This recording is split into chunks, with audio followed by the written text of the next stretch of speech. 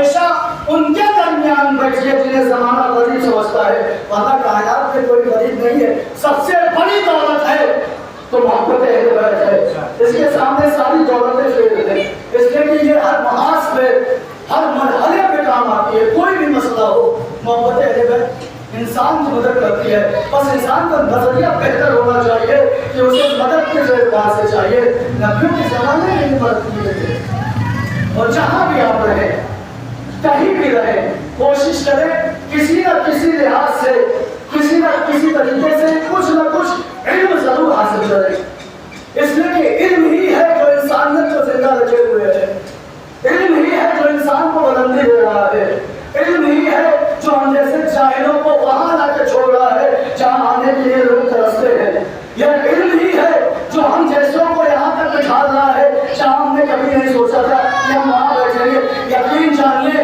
عالم کا اگر مرتبہ سمجھنا ہے تو معصومین کی نگاہ سے سمجھیے۔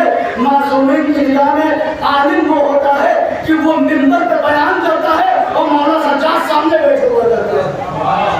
آپ دیکھیں مرتبہ کیا ہوتا ہے عالم کا۔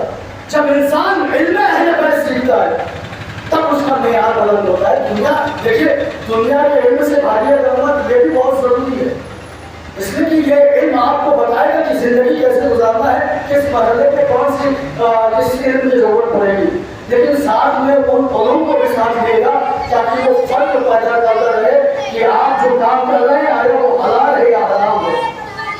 یہ بہت ضروری ہے کہ انسان علوم اہل بیت کو دنیا کے علم سے جوڑ کے دیکھے، اور یاد رکھے کوئی بھی علم در اہل بیت کے علاوہ نہیں مل سکتا، ہر علم در اہل بیت کا محتاج ہے۔ اور یقین جانیے جہاں علم کا فرقہ پیدا کر دے وہ علم جہالت ہے، علم نہیں ہے۔ جہاں لوگوں میں جھگڑا پیدا کر دے وہ علم جہالت ہے، علم نہیں ہے۔ یاد رکھیے آپ مرکز علم میں بیٹھے ہیں تو منبر سے بھی علم کا بیان ہونا چاہیے، جہالت کے بیان نہیں ہونے چاہیے، اور کوشش